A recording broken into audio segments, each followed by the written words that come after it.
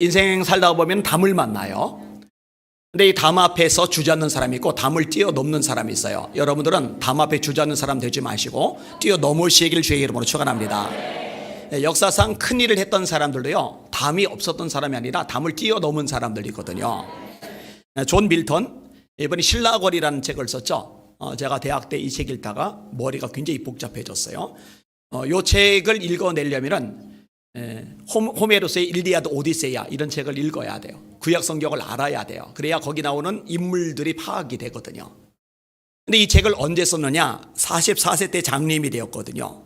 그로부터 16년 후에 눈이 보이지 않는 상태에서 그 대작을 써낸 거예요.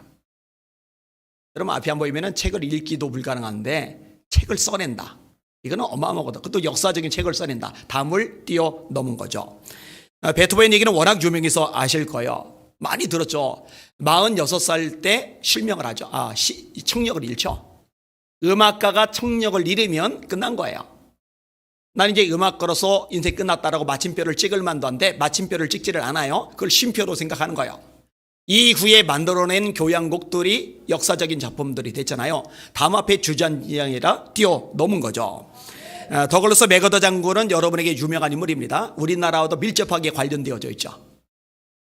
일본을 함락시켰던 아주 유명한 장군입니다. 이분이요, 사관학교에 응시했다가 2번이나 떨어져요. 삼수에서 겨우 들어갔던 인물입니다. 여러분 담 앞에 넘어져 버린 거잖아요. 근데 넘어져 버리고 나서 그냥 주저앉은 상태로 머문 게 아니라 또 도전하고 또 도전하고 또 도전해서 뛰어넘은 거잖아요. 그러니까 인물이 되는 거죠. 프랭클린 디 루즈벨트는 39살 때 소아마비에 걸립니다. 잘 못 걸어요. 근데 이분이요, 뚫고 나가죠. 그 아내의 헌신적인 기도와 보살핌도 한 목소리 했죠.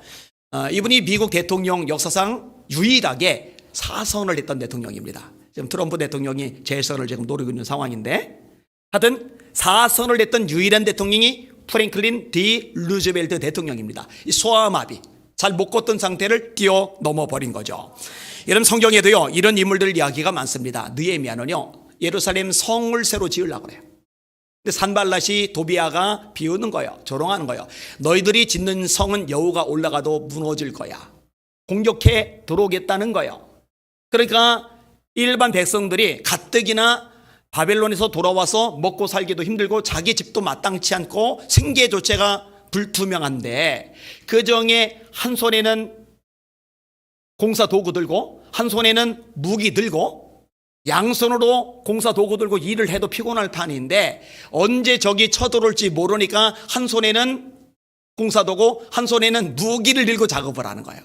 얼마나 고달퍼요. 얼마나 고달퍼요. 그런데 하나님께서 역사를 하시니까 불가능한 일이 가능해져요. 할렐루야. 52일 만에 성이 완공돼 버리잖아요. 스룹바벨은 느헤미야하고 달라요. 스룹바벨은 성이 아니라 성전을 짓고자 합니다. 그런데 자재가 없죠. 돈이 없죠. 기술이 없죠. 인력이 없죠. 이 넷 중에 한 가지만 없어도 공사가 지연이 될 텐데 4가지가 하나도 없는 거예요. 얼마나 담이 높아요. 근데 하나님께서요 스가랴 선지자를 보내셔요. 그리고 하나님의 말씀을 들려주세요. 작은 일의 날이라고 멸시하는 자가 누구냐? 스룹바벨아, 네 앞에서 큰 산이 평지가 되리라. 스룹바벨의 손이 이 성전의 기초를 놓았은즉 또한 그 손이 마치리라. 그리고 제가 굉장히 중요하게 생각하는 구절이 스가랴 4장 6절인데 이렇게 말씀합니다. 이는 힘으로 되지 아니하고 능력으로 되지 아니하며 오직 나의 영으로 되느니라. 아니 하나님, 돈 없는데요, 기술 없는데요, 인력 없는데요, 자재도 없는데요, 어떻게 줘요? 하나님 뭘 하셔요? 힘으로 안 될 거야. 네 능력으로 안 될 거야. 되는 방법 알려줄게. 성령으로 될 거야. 성령으로 될 거야. 사실 뭐 우리 인생의 문제들도 마찬가지예요. 우리 인생의 담벼락도 마찬가지예요. 우리 힘, 능력, 노력, 수단, 방법, 인맥, 발버둥 온갖 거 다 동원해도 안 되는 것들 성령께서 역사하시면 되는 줄 믿으시길 바랍니다. 아니 예수님이 왜 제자들 보고 빨리 나가 전도해, 빨리 나가 선교해, 빨리 나가 주의 일을 해야지 이렇게 말씀하지 않고 부활하신 다음에 제자들 보고 엉뚱한 말씀을 하시느냐 말이에요. 너희는 예루살렘을 떠나지 말고 위로부터 능력이 비올 때까지 이성에 유하라. 요한은 물로 세례를 베풀었으나 너희는 몇 날이 못되어 불과 성령으로 세례를 받으리라. 왜 이 말씀을 하시냐고요. 아니 부활하신 주님이 문 걸어 잠그고 두려워 떠는 제자들에게 나타나세요. 문도 걸어 잠갔는데 어떻게 공간을 뚫고 들어와 버리신 거예요. 첫 번째, 너에게 평강이 있을저다, 두려워하니까. 두 번째, 너에게 평강이 있을저다, 두려워하니까. 그 다음에 세 번째, 하시고 싶은 말씀, 숨을 내쉬며 이르시되 성령을 받으라. 너희가 네 죄든지 사하면 사하여질 것이요 그대로 되면 그대로 있으리라. 왜 그때 하필 성령을 얘기하시느냐? 간단해요. 제자들 연약하죠. 학력 수준도 높지 않죠. 외국어도 안 되죠. 이런 제자들이 땅끝까지 주님의 증인되고 악한 마귀 깨뜨리고 영혼들을 살려내고 하나님 나라 확장하려면 방법은 딱 하나인데 성령의 불이 임해야 되거든요. 그래서 누가복음 12장에 예수님의 소원이 나오는 거예요. 내가 불을 땅에 던지러 왔노니. 불 던지러 오셔도 돼요. 내가 불을 땅에 던지러 왔노니 이 불이 너에게 붙었으면 내가 무엇을 원하리요? 여러분들이 성령의 불로 뜨겁게 타오르면 주님이 더 이상 소원이 없으실 만큼 기뻐하셔요. 뜨겁게 타오르시길 주의 이름으로 축원합니다. 요즘에 예배 분위기가 아주 뜨거워요. 금요 예배 때 11시 반까지 기도하고 아내랑 산책 한 바퀴 돌고 그리고서 이제 들어오는데 집사님 한 분이 이제 계단에서 기도하다가 내려와요. 또 여전히 기도하는 사람들도 있고. 근데 집사님 한 분이 뭐라고 하시냐면은 기도원이래요. 기도원. 우리 교회가 외형상 이름은 예수비전 성결교회, 그리고 내면적으로는 예수비전 기도원. 괜찮은 것 같아요. 근데 정말 감사한 이유가 뭐냐면은 그렇게 기도할 때 성령의 불이 임하기 때문입니다. 예수님이 누가복음 11장에 말씀하셨어요. 구하라 그러면 너에게 주실 것이요, 찾으라 그러면 찾을 것이요, 문을 두드리라 그러면 너에게 열릴 것이리라. 마태복음과 누가복음 11장 요 내용까지는 똑같은데 뒤가 조금 달라요. 마태복음 7장에서는 아들이 떡을 달라는데 떡 대신에 돌을 주며 생선 달라는데 생선 대신에 뱀을 줄 자가 이기느냐 이렇게 되고요. 누가복음 11장은 아들이 생선을 달라는데 떡 대신에 생선이 먼저 나와요. 생선 달라는데 생선 대신에 뱀을 주며 그 다음에 뭐가 나오느냐? 알이 나와요. 알을 달라는데 알 대신에 전갈을 줄 자가 있겠느냐? 마태복음 7장 아비가 악할지라도 자식에게 좋은 것으로 줄 줄 알거든 하물며 하늘에 계신 너희 아버지께서 구하는 자에게 좋은 것을 주지 않으시겠느냐라고 되어 있고, 누가복음 11장에는 아비가 악할지라도 자식에게 좋은 것으로 줄 줄 알거든 하물며 하늘에 계신 너희 아버지께서 구하는 자에게 성령을 주지 않으시겠느냐? 구하는 자에게 성령을 주지 않으시겠느냐? 주신다고 주님 약속하셨습니다. 야고보서 4장 2절 너희가 얻지 못하면 구하지 아니하며. 여러분 이렇게 모여서 뜨겁게 기도할 때 성령의 불이 임할 줄 믿습니다. 그러면은 담벼락 부숴버리는 거예요. 난간 뚫고 나가는 거예요. 하나님의 능력과 역사 경험하게 될 줄 믿습니다. 그래서 스룹바벨에게 말씀하신 거예요. 이는 힘으로 되지 아니하고 능력으로 되지 아니하며 오직 나의 영으로 되느니라. 스룹바벨과 느헤미야 뿐이겠어요? 다윗도 마찬가지죠. 야곱도 마찬가지죠. 아브라함도 마찬가지죠. 담벼락 없는 인생 없어요. 있는데 그 앞에 주전자 땅바닥 들기며 울고 있지 않고 하나님의 능력을 힘입어서 뛰어넘었으니까 승리자가 된 거죠. 여러분들도 다 뛰어넘으시기를 주의 이름으로 축원합니다. 설교 제목 따라합시다. 담을 뛰어넘는 인생이 되라. 한 번 더요. 담을 뛰어넘는 인생이 되라.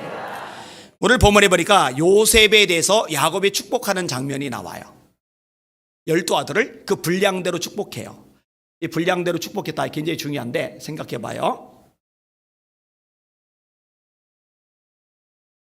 이런 컵이면은요 비가 아무리 많이 쏟아져도 요 정도밖에 물을 못 담아요. 소주잔이면은 소주잔만큼밖에 못 담아요. 대접이면 대접만큼밖에 못 담아요.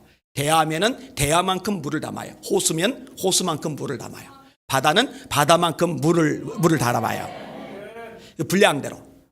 여러분들은 하나님 축복해 주세요. 축복해 주세요. 복을 내려주세요. 이 기도하기 전에 하나님의 복을 받아서 담을 수 있을 만큼의 그릇을 먼저 마련하시길 바랍니다.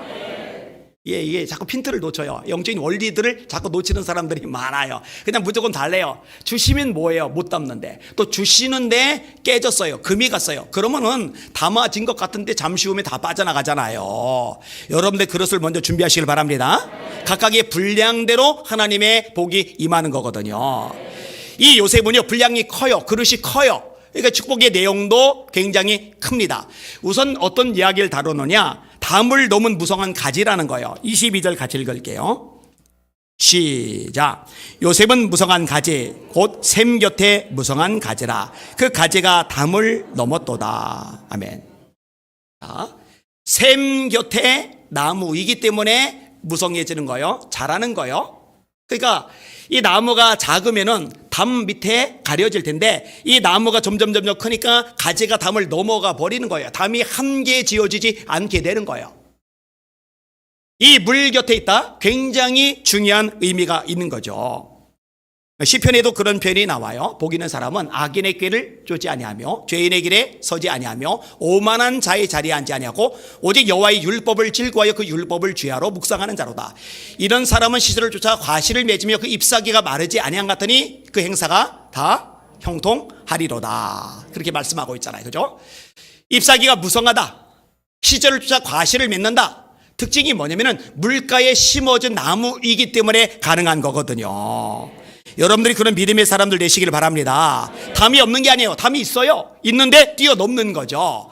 오늘 본문의 표현에서도 아픔이, 어려움이, 문제가, 고통이 있었다는 걸 분명히 밝혀요. 자, 23절 읽을게요. 시작. 그를 학대하며 적개심을 가지고 그를 쏘았으나. 오늘 본문의 표현은 시적인 내용이거든요.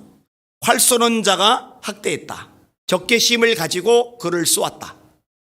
이게 요셉이 당한 고난과 시련들을 압축해서 설명을 한 겁니다. 자, 어떤 고난들이 있었는지 이미 아시죠? 첫째로, 형들이 미워해요. 여러분, 사람이요, 통증하고 미움받는 거는 적응이 안 되고 면역이 안 됩니다. 저는 팔을 어릴 때 잃어봤기 때문에, 그러면 그 후유증이 몸에 남아있기 때문에 통증이 얼마나 힘든지를 알아요. 그래서 제가 아픈 사람을 보면은요, 누구보다 공감을 잘 합니다. 힘들거든요. 이거는 면역이 안 돼요. 10년 동안 아팠으니, 20년 동안 통증 때문에 괴로움을 겪었으니 이제 25년쯤부터는 면역이 돼서 아무렇지도 않고 그런 거 아니에요. 여전히 아파요. 25년 돼도 여전히 아프고 30년 돼도 여전히 아파요. 면역이 안 돼요. 그 다음에 미움을 받는 거, 이거 면역이 안 됩니다. 가족 중에 누가 나를 미워한다, 교인 중에 나를 미워한다, 동료 중에 누가 나를 미워한다, 그러면요, 이거 굉장히 힘듭니다. 힘들어요. 근데 요셉은요, 형들이 죄다 요셉을 미워해요. 힘들죠. 자, 미워하는 거로 끝나는 게 아닙니다. 요셉을 죽이려 듭니다. 아버지 심부름으로 형들 안부 물으러 갔더니 세겜이 없어요. 물어물어 도단까지 가요. 도단에 있는 형들이 요셉을 알아봐요. 채색 옷을 입었으니까 저기 꿈꾸는 자가 온다, 죽이자. 그러더니 커다란 구덩이, 17살짜리 소년이 기어나오지 못할 깊은 구덩이 속에다가 밀어 던져버렸어요. 17살이라니까요 17살. 여러분 자녀들 생각해 보세요. 10대 감수성 예민할 때입니다. 사춘기일 때입니다. 부모에게도 도전할 때입니다. 상처를 가장 잘 받을 무렵입니다. 그때 형들이 밀어놓은 거예요. 여러분, 죽일 작정으로 밀어놓는데 끈에 매달아서 긁힐까봐, 다칠까봐, 부러질까봐 천천히 조심조심 달아내리겠어요? 어차피 죽일 건데 확 밀어던지는 거죠. 본문이 짧게 기록돼서 그렇지 상상력을 동원해 보세요. 요셉이 떨어지면서요, 목이 안 부러진 게, 다리가 안 부러진 게, 허리가 안 나간 게 천만 다행이죠. 그래도 생채기 같은 거 났을 거예요. 이게 두 번째 당한 거. 자, 그래 놓고 형들은 어떻게 하느냐? 울부짖는 동생 놔두고 그 둥글 구덩이 바깥에서 밥을 먹어요. 성경 자세히 읽어보세요. 식사하는 장면이 나옵니다. 이거요, 요셉 가슴에 상처가 깊이 새겨집니다. 이 와중에 밥이 넘어가. 동생 울부짖는 소리 들으면서 어떻게 밥이 넘어가? 깝깝하죠. 세 번째가 뭐예요? 이스마엘 상인들이 지나가니까 야, 이렇게 아니라 우리 돈이나 벌자 그러더니 요셉을 끄집어내고 돈 받고 팔아 넘긴 거예요. 묶여서 끌려가요. 그리고 깝깝한 거는 뭐냐? 진짜 답답한 건 뭐냐? 하나님께서 울부짖는 요셉의 기도를 안 들으시는 것처럼, 뒷짐지고 가만히 계시는 것처럼 안 도와주시는 거예요. 구덩이에 빠져서 울부짖을 때도 하나님 침묵하시고, 묶여서 끌려갈 때도 하나님이 침묵을 하시는 거예요. 어디까지 가요? 이집트, 보디발, 12대장, 경호대장의 노예가 돼요. 재수 없죠. 일반 가정집에 팔려가면 도망이라도 가는데, 12대장은 직급이 높기 때문에 부하들이 많고 종들이 많아요. 애굽에서 12대장의 손을 벗어날 사람이 없어요. 도망도 못 갈 최악의 장소의 노예로 팔려간 거거든요. 거기서 요셉이 믿음의 사람인데 하나님을 경외하는 인물인데 기도 안 하겠어요? 하나님, 나 아버지 품에 돌아가게 해주세요. 노예살이 벗어나게 해주세요. 이 고통에서 자유를 얻게 해주세요. 그렇게 기도하는데, 씨름하는데, 매달리는데 하나님은 여전히 침묵하시고 앞을 못 보시는 분처럼 눈을 감고 계시는 거예요. 거기다가 아니에요, 그 와중에도 하나님을 붙잡은 손을 놓지 않고 있는데, 그래서 보디발의 아내가 유혹할 때도 하나님 앞에서 내가 어찌 죄를 범하리까, 여전히 하나님 앞에 서 있는데 이 정도쯤 되면 하나님이 어여쁘게 여기시고, 야 요셉아 너 대단하다. 내가 오랫동안 침묵했는데 여러 가지 사건 고난 실망 좌절 속에서도 내가 뒷짐지고 못 본 척하고 있었는데 그래도 나를 놓지 않네. 그래도 믿음을 지키네. 그래도 나를 의식하고 죄를 버리는 삶을 사네. 너 훌륭하다. 너 합격이다. 너 이제 고생 끝. 인생 내가 축복해 줄게. 고속도로 깔린 길 엑셀 밟고 질주하는 멋진 인상 되게 해줄게. 이렇게 해야 맞는데 감옥에 가는 거예요. 감옥에. 그럼 이제 헷갈려요. 하나님 전능하시다는데 왜 내 인생의 문제는 하나도 해결이 안 되고 점점 더 꼬이는 거지? 나 기도하는데, 나 말씀대로 살려고 발버둥을 치는데, 예배 내가 목숨을 거는데, 하나님의 말씀에서 벗어나 죄 짓지 않으려고 그렇게 인생 쏟아붓는데 왜 내 삶은 점점 이렇게 힘들어지지? 하나님 정말 나 사랑하시는 거 맞아? 헷갈리만 해요. 그죠? 근데 요셉이요 안 그래요. 여전히 하나님을 바라보죠. 그러니까 감옥 안에서도 성실하게 기쁨으로 간수가 맡긴 일을 하는 거예요. 그러니까 술 맡은 관원장도, 떡 굽는 관원장도 뒷바라지하라고 그 중요한 중책을 맡겨주는 거죠. 자, 그러다가 술 맡은 관원장이 꿈을 해석을 해줬어요. 풀려났어요. 떡 굽는 관원장은 요셉의 해석대로 처형당해 죽어버렸어요. 그러면 이 신비한 일을 경험한 술 맡은 관원장이 권력자니까 사람 보내서 요셉을 끄집어내야 되는데, 그리고 요셉은 끄집어내줄 줄 알고 목이 빠져라 기다리는데 한 달이 가요, 두 달 가요, 6개월이 가요, 1년이 가요, 1년 6개월이 가요. 만 2년이 되기 직전까지 감옥에 여전히 처박혀 있는 거예요. 그런데 그것조차도 하나님의 뜻, 계획, 손길 아래 있었다는 것 깨달으시기를 주님의 이름으로 축원합니다. 제가 신학교 다닐 때만 해도요 좀 더 정교한 해석이 들다 왔는데 어느 시점이 지나고 나서 그 당시 고대 근동의 법령 같은 것들이 더 발굴이 되는데 어떤 내용이 드러났냐면요, 30세가 되어야 이집트라는 나라에서 고위직에 올라갈 수 있는 자격이 돼요. 그러니까 28에 풀려나가면 그렇게 고위직 총리까지 못 가요. 그러니까 2년 늦어진 것 같은데 2년 애달프고 속이 상했었는지 몰라도 하나님이 합력해서 선을 이루신 거 믿으시길 바랍니다. 그리고 술 맡은 관원장이 요셉을 풀어줬더라면 요셉은 애굽을 떠날 겁니다. 가나안 땅을 갈 겁니다. 2년 지난 다음에 바로왕이 꿈을 꿨고 이 꿈을 해석할 사람이 요셉밖에 없는데, 질문, 그 당시에 페이스북이 있습니까? 트위터가 됩니까? 인터넷, 핸드폰이 있습니까? 요셉을 무슨 수로 찾아요? 못 찾아요. 죽었다 깨도 못 찾아요. 그리고 가나안 땅에 기근이 들면서 야곱의 일가족은 굶어 죽게 돼요. 생육하고 번성을 한 말씀 불가능해져요. 그런데 여전히 감옥에 있으니까 요셉 술 맡은 과정이 떠올렸을 때 감옥인은 요셉 그대로 데려와서 총리가 될 수 있는 길이 열려지고 가족들 75명이 고센 땅에 머물게 되고 곡식이 넉넉하니까 생육하고 번성하라는 하나님의 말씀도 성취되는 줄 믿으시길 바랍니다. 우리가 바로 앞만 보고 근시안적으로만 보기 때문에 애간장 넣고 발 동동 구르게 되고 하나님 전능하시다는데 왜 그러시오? 하나님 사랑하신다면서 왜 그러시오? 이렇게 되는 거지. 멀리 하나님의 시각으로 내다보면은 하나님의 계획과 섭리가 있다는 거 믿으시기를 주님의 이름으로 축원합니다. 요셉은 그 과정을 잘 지나간 거예요. 멋지게 지나간 거예요. 이런 거 경험하는 여러분들 되시기를 주님의 이름으로 축원합니다. 근데 여러분, 요셉의 특징을 한마디로 어떻게 묘사하느냐? 24절 한번 읽어보세요. 시작. 요셉의 활은 도리요 굳세며 그의 팔은 힘이 있으니 이는 야곱의 전능자 이스라엘의 반석인 목자의 손을 힘입음이라. 자, 자기의 손을 힘입었다고 해요? 자기의 능력을 힘입었다고 해요? 자기의 지혜를 힘입었다고 해요? 사람들의 힘을 힘입었다고 그래요? 아니요. 따라합시다. 하나님의 손을 힘입자. 무슨 말이냐? 하나님만 의지했다는 얘기거든요. 사랑하는 여러분들, 세상 의지하지 맙시다. 사람 바라보지 맙시다. 솔직히 사람 바라봐봐야 별거 없어요. 다 고놈입니다. 끝까지 믿을 사람 없어요. 없다니까요. 끝까지 바라보고 믿을 수 있는 대상 하나님뿐이라는 거 잊지 마시기를 주의 이름으로 축원합니다. 성경이 이렇게 말씀합니다. 여호와께서 이와 같이 말씀하시리라. 무릇 사람을 믿으며 육신으로 그의 힘을 삼고 마음이 여호와에게서 떠난 그 사람은 저주를 받을 것이라. 그는 사막의 떨기나무 같아서 좋은 일이 오는 것을 보지 못하고 광야 간자한 곳 건건한 땅 그 사람이 살지 않는 땅에 살리라. 예레미야 17장 말씀인데 그 다음 절이 뭐냐? 그러나 여호와를 의지하며 여호와를 의뢰하는 그 사람은 복을 받을 것이라. 여호와를 의지하며 여호와를 의뢰하는 그 사람은 복을 받을 것이라. 그는 물가에 심어진 나무가 가뭄이 올지라도 두려워하지 아니하고 그 뿌리를 강변에 뻗치고 그 잎이 청청하며 가뭄은 해도 걱정이 없고 결실이 그치지 아니함 같으리라. 오늘 본문에 요셉을 묘사하면서 물가에 심어진 나무라고 했는데 예레미야 17장에 하나님을 의지하는 사람을 묘사하면서 강변에 뿌리를 뻗치고 물가에 심어진 나무가 이렇게 묘사를 해요. 그러니까 가물어요. 다른 나무들은, 다른 식물들은 말라 비틀어져요.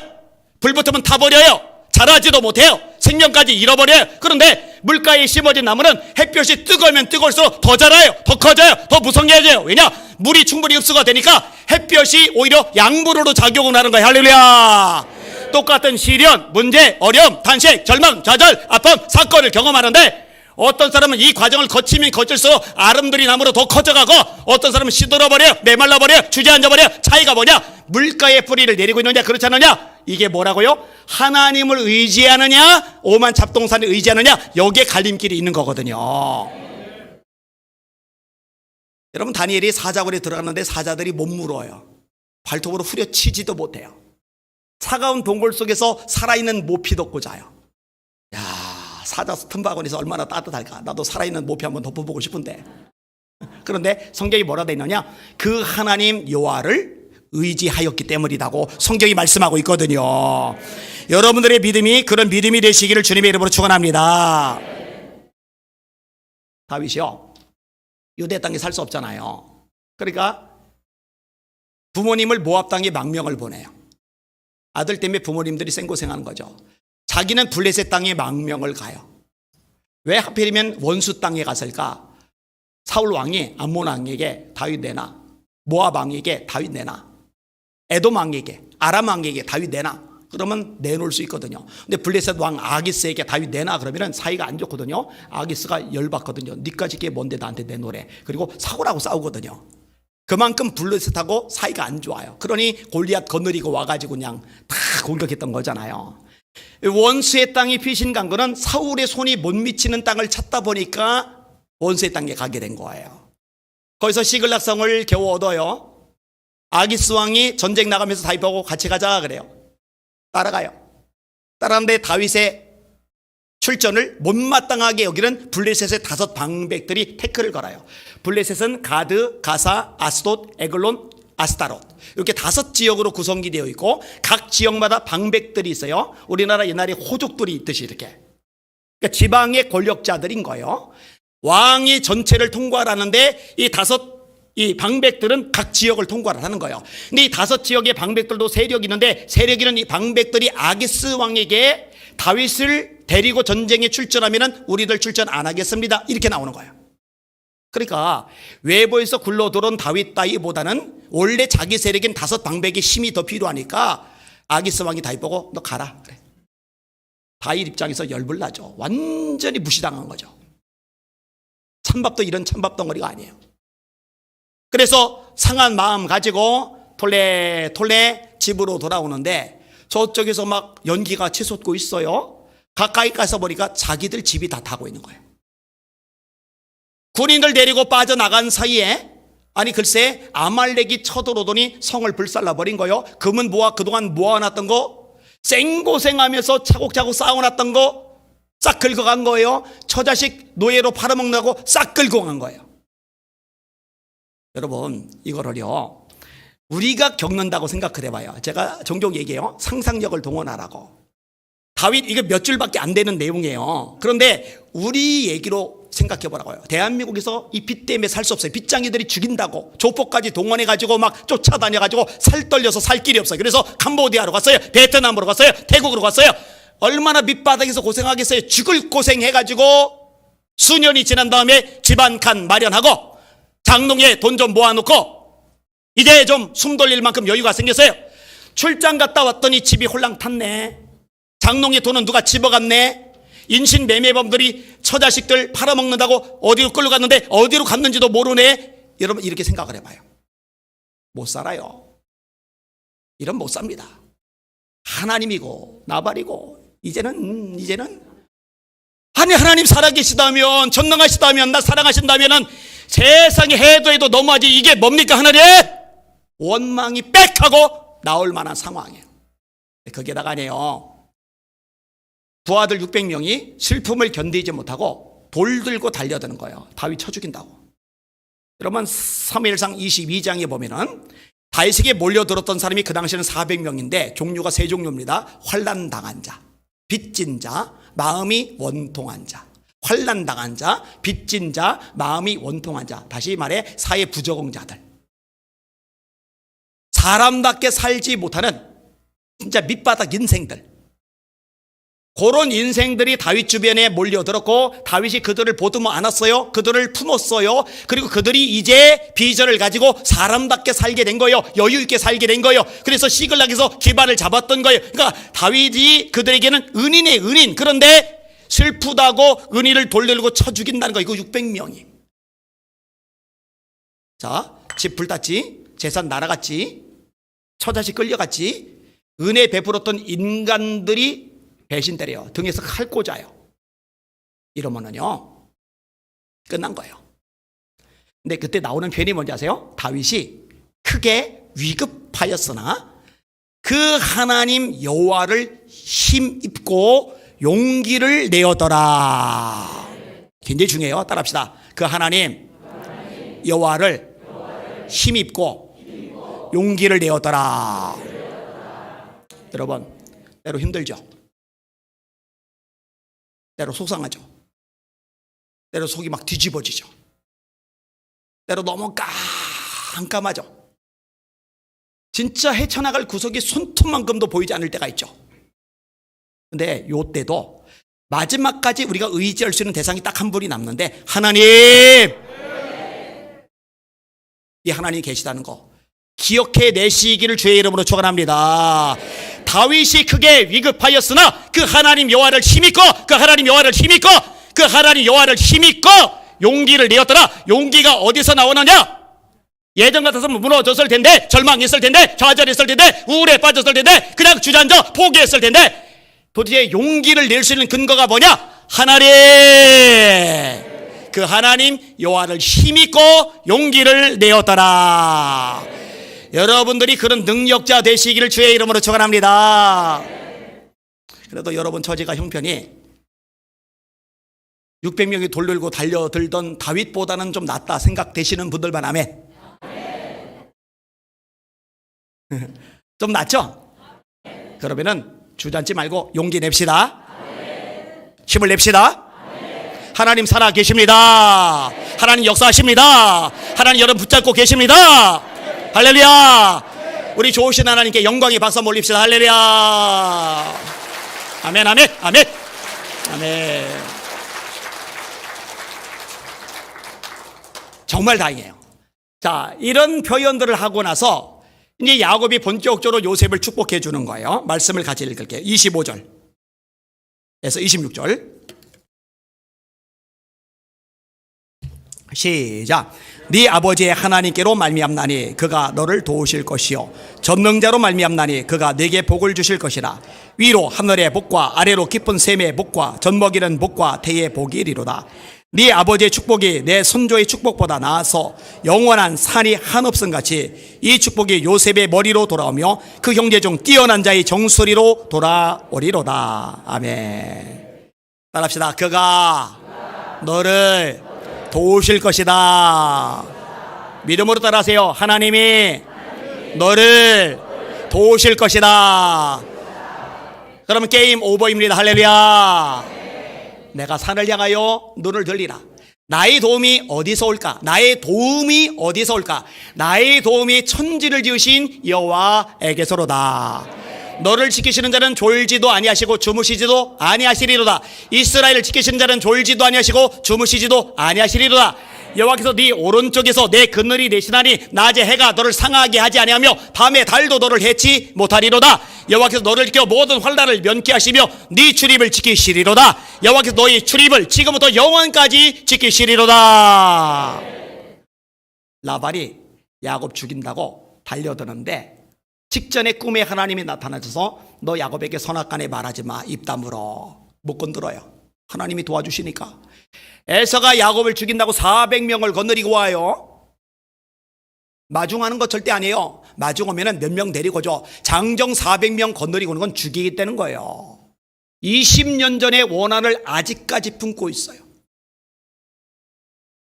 여러분 한 3년 4년 지나면 열받았다 치더라도 어쨌든 아버지 재산은 내가 다 먹었으니까, 야곱 저놈은 하나도 못 먹었으니까 복을 가로채긴 했지만은 물질은 내가 다 가졌으니 봐주자. 이렇게 좀 누그러질만 하지 않아요?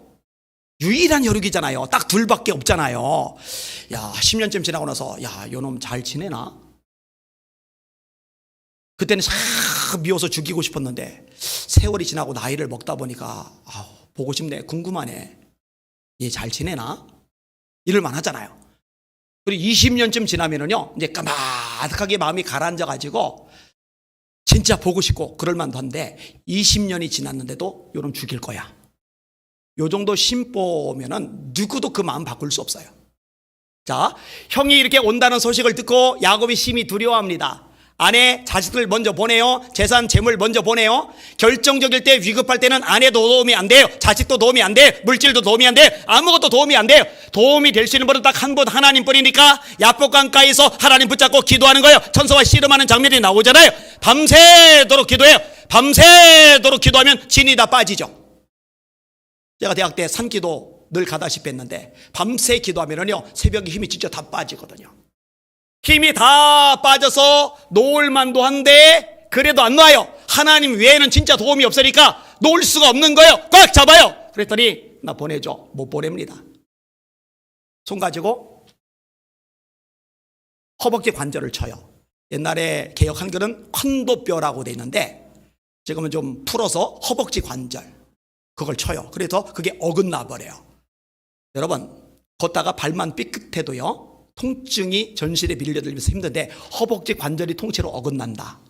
주경학자들은 야곱이 장애인이 되었다고 보기도 해요. 야곱이 절었더라 라는 표현이 나와요. 야곱이 절었더라. 그 전 기간이 얼마인지는 몰라요.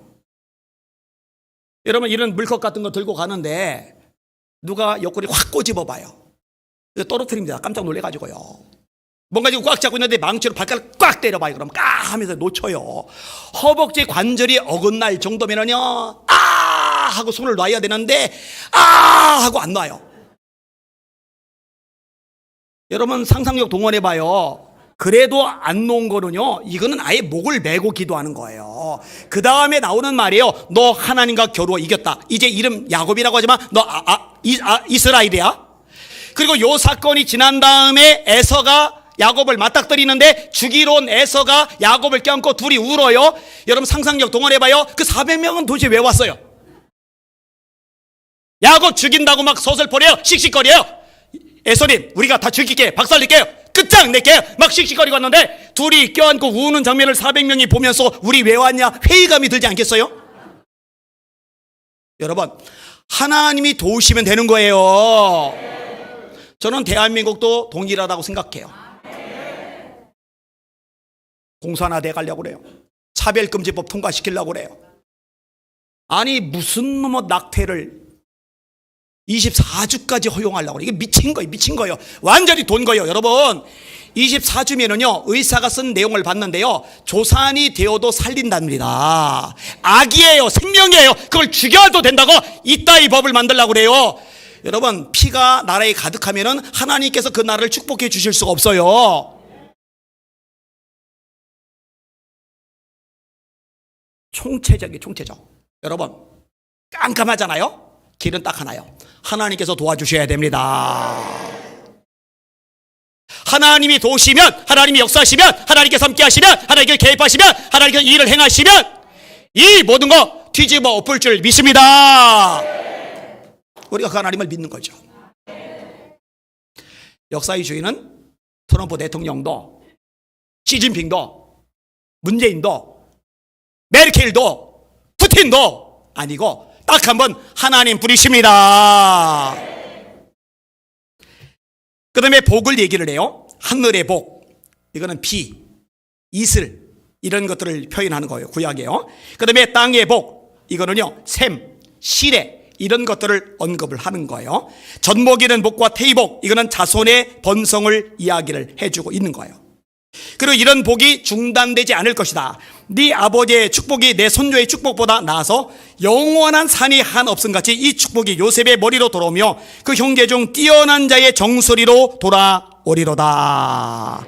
이 복을 요셉에게 빌어주는 거예요. 누가? 야곱이.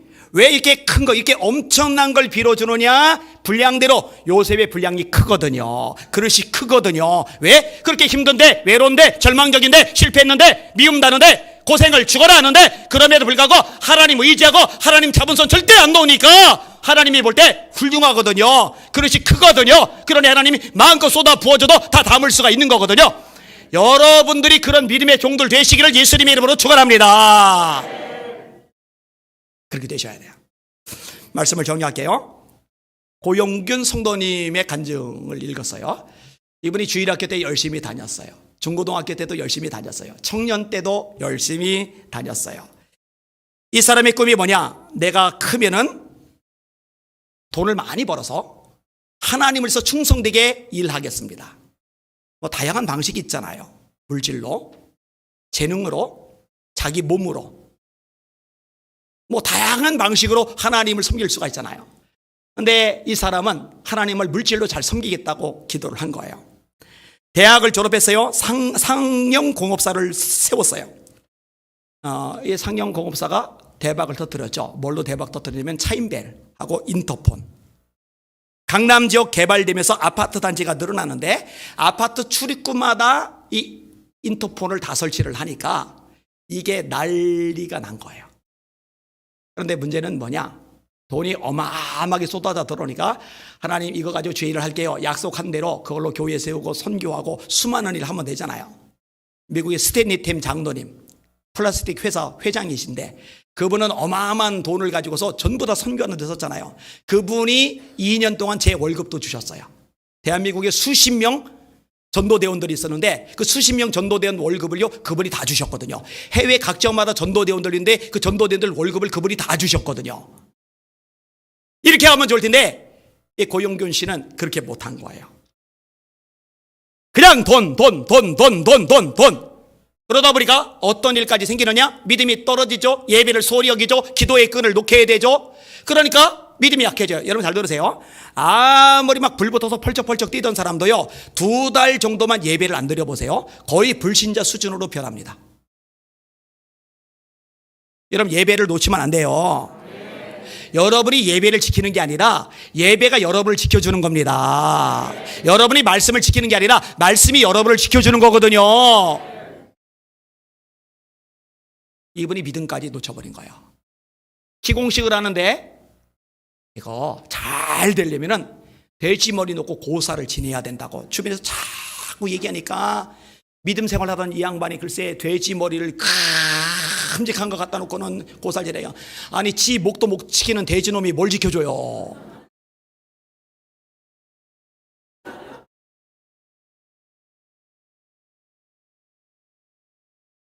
돼지머리는 고사 지내라고 쓰는 게 아니라 돼지머리 눌러서 먹으라고 있는 거거든요.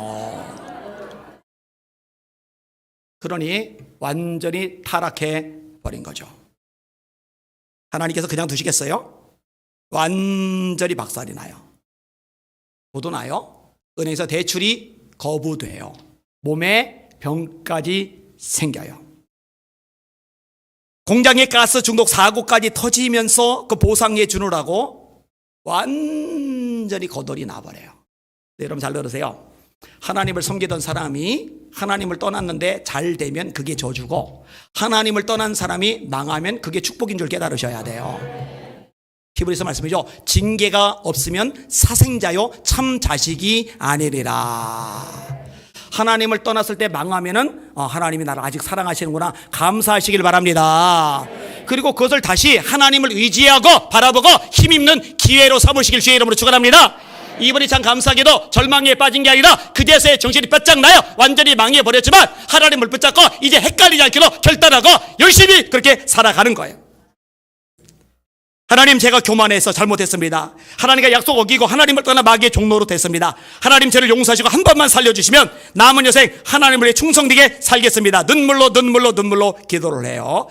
하나님이 서서히 역사해 주시는데 단번에 베푼 건 아니에요. 서서히 역사하시는데 전립선 암에서 먼저 고침을 받아요. 그 다음에 일이 하나씩 열리기 시작을 해요. 이분이요 다시 일어섭니다. 감시 카메라와 보안 시스템까지 생산해요. 88 올림픽 때 대박 났죠 또.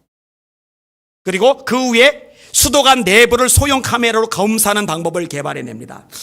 이 수도관이 오래되면 낡고 부패하면서 이 물이 같이 오염이 돼요. 그런데 문제는 사람이 들어가서 수도관을 이렇게 볼 수가 없어요. 설사 들어간다 하더라도 거의 공기가 굉장히 안 좋기 때문에 그 공기 때문에 망가지기도 해요. 그런데 물에 잠겨도 물이 흘러가도 까딱없는 소형 카메라를 수도관 안에다 장착을 해버리면은 사람이 굳이 들어가지 않아도 다 볼 수 있으니까 얼마나 감사해요. 대단한 걸 개발해낸 거예요. 이분의 고백입니다. 그대로 읽어드릴게요. 기도를 쉬면 하나님의 축복이 떠나고, 축복만 떠나느냐? 마귀의 종이 됩니다. 그러나 기도를 하면은 하나님의 역사가 임하게 됩니다. 저는 우리 교회가 지금 기도원 분위기가 나는 것에 대해서 너무너무 기쁘고 감사하게 생각을 해요. 제가 전 지역에 다니면서 말씀을 전하잖아요. 코로나 오기 직전 작년만 해도 52주 매주 다니면서 말씀을 전하고 다니니까 연합 집회, 초교파 집회, 이렇게 대학 같은데 아니면 병원 같은데 아니면 학교 같은데 이런데 다양하게 이제 말씀을 전하는데, 제가 다니는 목적이 뭔지 아세요? 딱 하나예요. 한국 교회 다시 한번 성령의 불이 붙도록 하는 거. 옛날보다 좋은 건물 많고 학력 수준 높고 경제력 괜찮고 사회 지위 배경 뻔듯한데, 옛날에 가난할 때 여러분들 기억나시잖아요. 1시간 반 걸어가서 새벽 예배 드리고 1시간 반 걸어와서 자녀들 축복 기도해주고, 여러분 그 기도가 쌓여서 대한민국에 지금의 축복이 온 줄 깨달으셔야 됩니다. 기도원마다 사람들이 얼마나 많았어요. 산마다 얼마나 많았어요. 제가 산기도 가면 제가 도착하기 전부터 와글 산 입구에 선데 올라가기도 전에 기도 소리가 막 얼마나 크게 들렸는지 몰라요. 이 기도 소리에 하나님이 절대로 외면하지 않으시거든요. 하나님, 우리 한국교회가 세상 잡동사니 바라보고 의지하는 거 싹 끊어버리고 이번 고난의 터널을 지나가면서 하나님만 의지하게 하여 주시옵소서. 하나님께 기도하는 기도의 불이 타오르게 하여 주시옵소서. 기도의 불이 타오르면 성령의 불이 당연히 붙을 거 아니겠어요? 성령의 불로 타오르게 하여 주시옵소서. 이렇게 같이 기도하는 저와 여러분들 되시기를 예수님의 이름으로 축원합니다. 그리고 능력으로 담을 뛰어넘는 여러분들 되시기를 예수의 이름으로 축원합니다. 자, 마지막 따라합시다. 담을 뛰어넘는 인생이 되라. 옆 사람 모시고 담을 뛰어넘는 인생이 되십시오. 그대로 손을 드세요.